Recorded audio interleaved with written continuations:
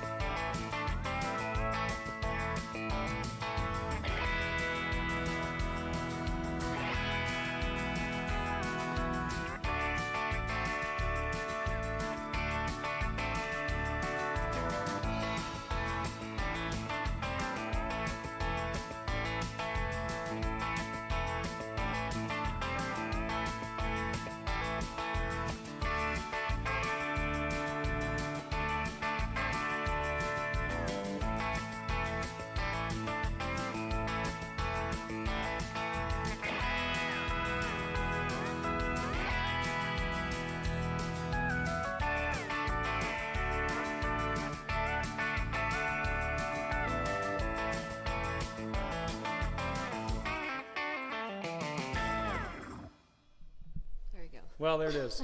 The bumper's finally done. Here's a custom bumper that didn't belong on this car. Perfect gaps. Lowered a whole bunch. Changed the whole profile of it to fit this car instead of the earlier car. It is looking... We filled in those spots. Awesome. Yeah. Check that out. Changes the whole look of the car. Yeah. We love it. 59 bumper on a 64 cap. Yeah. Totally custom because it was supposed to be up here. Yeah. Now down here like a valance. Or a chin. Change the profile of it. Now it looks like a chin spoiler instead of the car coming out and then back in like a Beetle. It looks like a proper upside down bathtub Porsche. Like, share, subscribe. See you guys. Bye.